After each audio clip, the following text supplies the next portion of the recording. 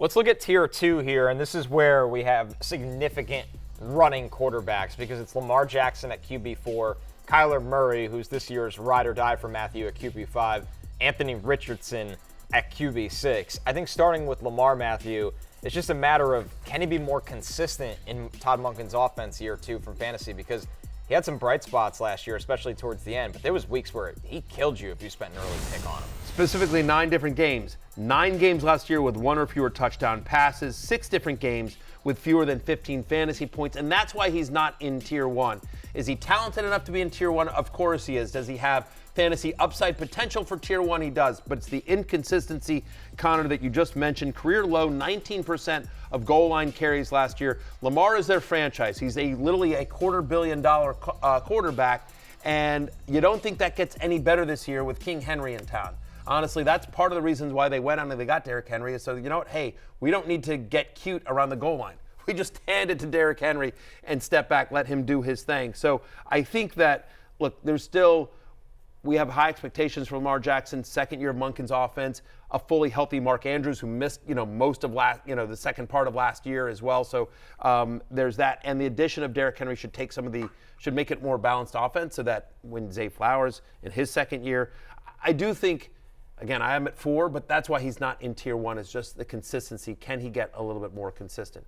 Having said that, you're going to look up at the end of the year, and barring injury, he's going to be a top 5 fantasy quarterback. Yeah, I think the key thing with Lamar is that last year, I'm not sure what the exact stat is, but through 17 weeks, because he sat week 18, so they wrapped up the 1 seed, I believe only 3 teams in NFL history had played with the lead more often than last year's Baltimore team. Yeah. They were just in front the entire season. And would you just get to it's the third quarter against the Lions and we're up 24 points? Lamar just doesn't have to do anything. He's just handing off. And so we just didn't get those wild Lamar explosion games where, think back to that Monday Night Football game against the Colts a few years ago where he throws for 400 yards and runs for another 100. Just the insane Lamar games. Just didn't get as many of those because he never had to throw in the fourth quarters.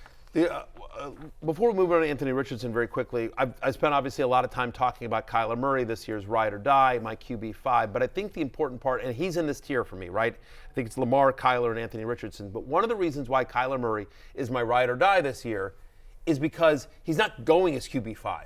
He's going as QB8 on Yahoo. He's going as QB10 on ESPN. His ADP has risen a little bit actually since he came out. I came out with him as my ride or die, but the fact of the matter is that still where he's going in drafts, except for drafts that I'm in, because I know you are all going to take him from me today. I'm going to get sniped. But other than drafts where I'm actually in, Kyler Murray is going much later than he should. And so as you're going through sort of where you want to get these tiers, that's one of the reasons why he's a ride or die, is because he's a tier 2 player being drafted as a tier 3 guy. The final quarterback in this tier, Anthony Richardson. We didn't get to see a lot of him last year, Jay, but what we did looked like fantasy gold.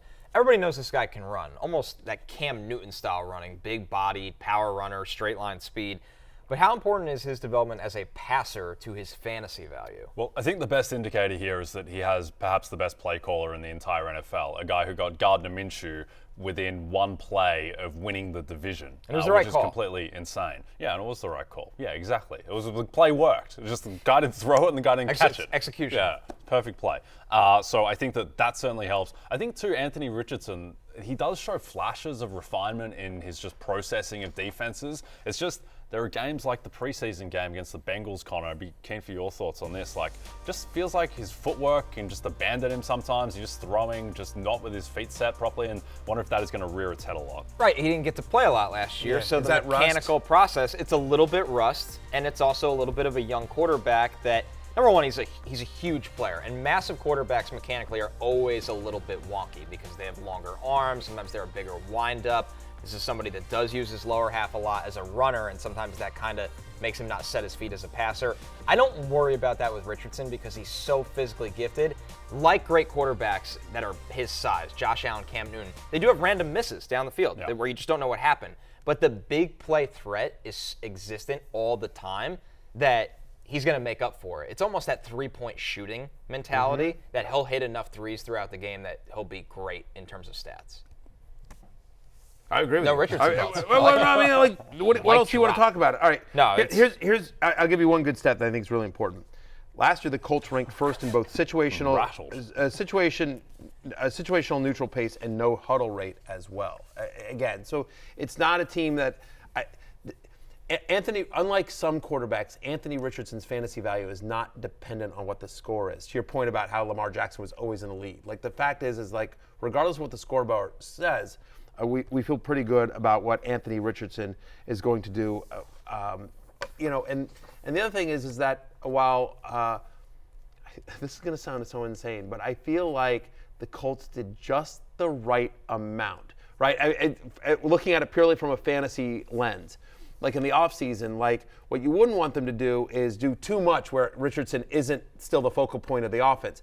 But you don't want to leave him out there by himself. So, they're getting Josh Downs back, who we like. Michael Pittman comes back, obviously. Jonathan Taylor healthy.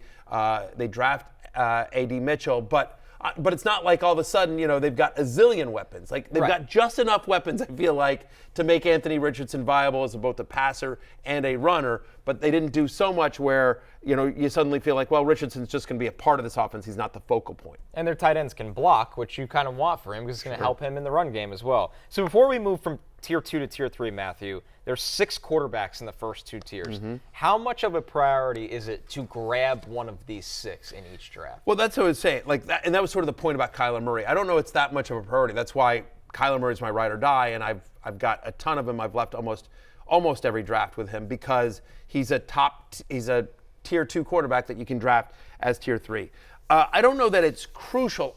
Ideally, you would get one of these 6 because you want a mobile quarterback, but I don't know that I'm reaching for one of them. I'm okay with them at cost. Like I definitely wouldn't reach for any of the top 6. And honestly, other than like some sort of dynasty leagues or keeper leagues or superflex leagues, I don't have Allen, Mahomes, or Hurts in any one quarterback league. I don't have I always sort of wait. But there are, if you do wind up not getting one of the top 6, I see as we get into Tier 3, you'll see here there's kind of a sameness, and I would rather, at that point, if you're not getting one of these top 6 guys, and the reason they're all in this tier is because they're all elite rushers. They have dual threat ability. So once we get into Tier 3, now it's less. There's some uncertainty, and they're more one-dimensional quarterbacks. So if you get into Tier 3, then I'm definitely waiting. Hey, it's Matthew Berry from NBCSports.com and RotoWorld.com, and I want to thank you so much for watching whatever it is you just watched, or if nothing else, being too lazy to click out of the autoplay after this video started, after whatever it is you actually wanted to watch finished. But now that you're here, I'd like to take a moment here to ask you respectfully now, okay? I'm asking you respectfully to subscribe to the NFL on NBC YouTube channel. You'll get the latest RotoWorld fantasy news headlines, all sorts of great shows, including my own Fantasy Football Happy Hour. So go subscribe now. Again, I'm asking respectfully.